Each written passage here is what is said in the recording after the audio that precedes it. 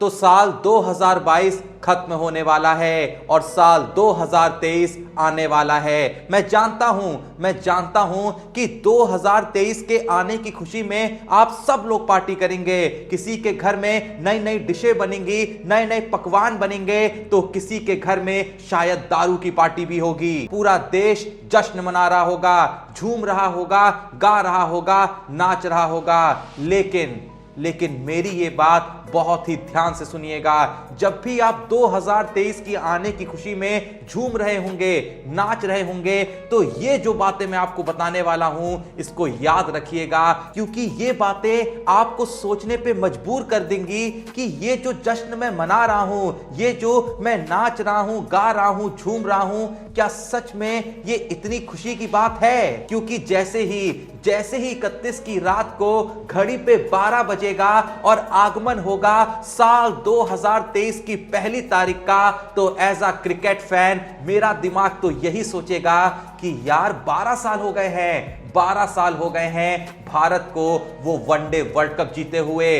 2011 में जो भारत ने धोनी की कप्तानी में वर्ल्ड कप जीता था, हां सच में 2023 के आते ही उस तारीख को 12 साल हो जाएंगे। और जैसा मैंने कहा कि एज अ क्रिकेट फैन जैसी मैं ये सोचूंगा कि यार 12 साल हो गए हैं, तो चाहे फिर मैं झूम रहा हूं, नाच रहा हूं या गा रहा हूं, मैं ये सोचते ही रुक जाऊंगा कि यार सच में 12 साल हो गए हैं और उसके बाद से हम वर्ल्ड कप जीते ही नहीं। चलो शायद मैं ये सोचना भूल भी जाऊं, हो सकता है कि कोई मुझसे आके बातें करने लगे, कोई मुझको लुभाने की कोशिश करने लगे, तो मेरे मन से ये बात निकल भी जाए कि ठीक है यार कोई बात नहीं, 12 साल ही तो हुए हैं, शायद 2023 जो साल आया है इसमें हम वर्ल्ड कप जीत जाएं। लेकिन जैसे ही मैं वापस से एंजॉय करना शुरू करूंगा, तो मेरा दिमाग फिर से ये कहेगा भाई तू नाच तो रहा है, भाई तू गा तो रहा है, भाई तू एंजॉय तो कर रहा है, भाई तू झूम तो रहा है, लेकिन ये भी याद रख कि 2023 के आते ही पूरे 6 साल हो गए हैं रोहित शर्मा का आखिरी दोहरा शतक आए। और आज रोहित शर्मा जैसा भी है, भले ही ठीक ठाक फॉर्म में होगा, लेकिन ये वो रोहित शर्मा नहीं है जो 6 साल पहले था। ये वो रोहित शर्मा अब शायद बन भी नहीं पाएगा जैसा रोहित शर्मा मैंने उस दोहरे शतक के दौरान देखा था। क्या इस सोच के मैं ऊपर उठ पाऊंगा? क्या इस सोच के मैं आगे जा पाऊंगा? जवाब बड़ा ही सिंपल सा है, नहीं, ऐसा नहीं हो पाएगा। 2 पल के लिए भले ही मैंने जैसे तैसे ये भुला दिया कि भारत को 12 साल हो गए हैं कोई भी वर्ल्ड कप जीते हुए, पर मैं कैसे भुलाऊं कि रोहित शर्मा को 6 साल हो गए हैं अपना लास्ट दोहरा शतक लगाए। चलो मैं फिर से कहता हूं कि मैं रोहित शर्मा का लास्ट दोहरा शतक भी भुला दूंगा, और मैं फिर से कहता हूं कि भारत को 12 साल हो गए हैं वर्ल्ड कप जीते, मैं ये भी भुला दूंगा। लेकिन अब जो मैं बताने वाला हूं उसे ना मैं भुला पाऊंगा, ना तुम भुला पाओगे, ना ही कोई भारतवासी भुला पाएगा। पर वो देखने से पहले मैं आपको बताना चाहता हूं अपनी फेवरेट साइट के बारे में, जहां पे आप बहुत ही कमाल के गेम खेल सकते हैं, जैसे 777 स्पिन हो गया, द एविएटर हो गया, और इनको खेलने के साथ साथ आप बहुत ही आसानी से पैसे भी कमा सकते हैं। भाई बहुत ही आसान होता है खेलना, सिर्फ आपको क्या करना होता है, एक प्लेन उड़ रहा होगा, उसके क्रैश होने से पहले आपको वहां पे कैश आउट करना होता है, और अगर आप क्रैश होने से पहले प्लेन के कैश आउट कर लेते हैं तो आप जीत जाते हैं ढेर सारा पैसा। लेकिन बहुत ही ध्यान से खेलना होता है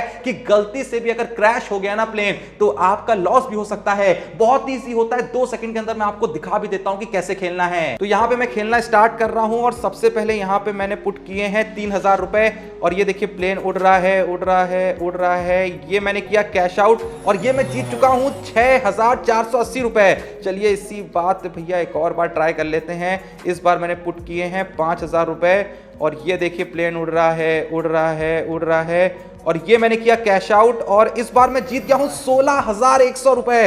भाई कमाल हो गया ये तो। और अब आप इसको बहुत ही आसानी से विड्रॉ कर लेते हो, ये भी मैं दिखा देता हूं आपको।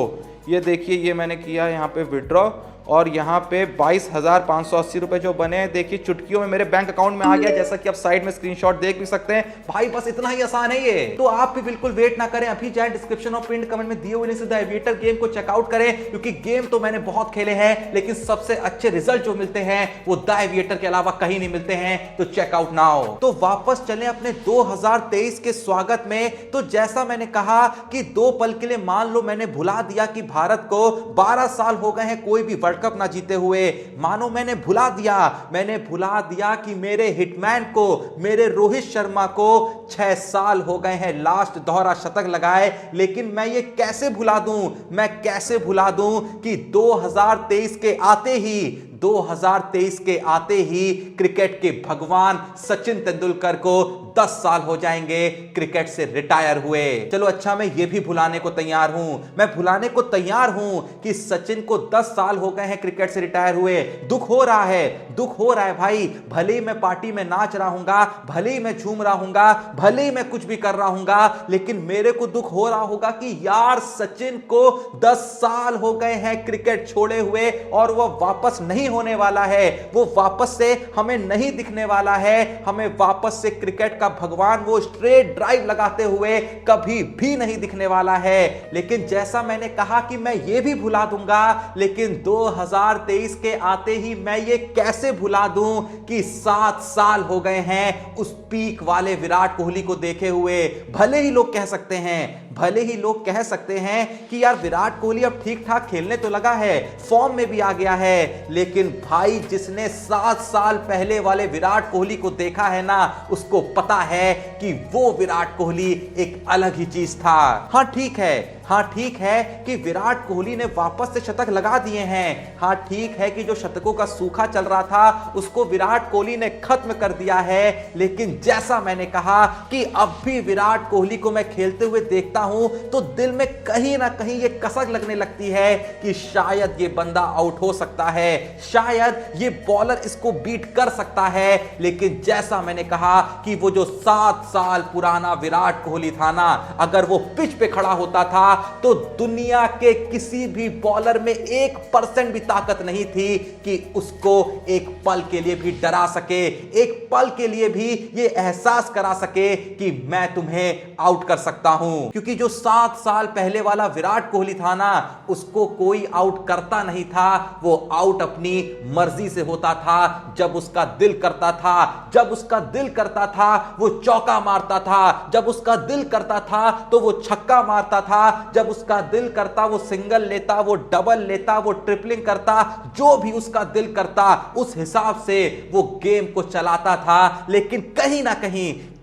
कहीं हमारा दिल ये जानता है, भले ही हम कुछ भी कहें, कि ये विराट कोहली वो विराट कोहली नहीं है जिसकी मैं बात कर रहा हूं। चलो अच्छा, आखिर में मैं ये भी कह देता हूं कि मैं सब भूलने को तैयार हूं। मैं भूलने को तैयार हूं कि भारत को 12 साल हो गए हैं वर्ल्ड कप ना जीते हुए। मैं भूलने को तैयार हूं कि रोहित शर्मा को 6 साल हो गए हैं लास्ट दोहरा शतक लगाए। मैं भूलने को तैयार हूं कि क्रिकेट के भगवान को 10 साल हो गए हैं क्रिकेट को अलविदा कहे। और मैं भूलने को तैयार हूं कि 7 साल हो गए हैं वो पीक वाला विराट कोहली देखे। और चलो मान लिया कि मैं वापस से बहुत खुश हूं, नाच रहा हूं, गा रहा हूं, झूम रहा हूं, खा रहा हूं, पी रहा हूं और एंजॉय कर रहा हूं ये सोच के कि भैया 2023 आ गया है। लेकिन फिर से एक ऐसी याद मेरे दिल में बार बार ये कसक देने लगती है, जिसको ना मैं भुला सकता हूं, ना आप भुला सकते हैं, ना देश भुला सकता है और ना ही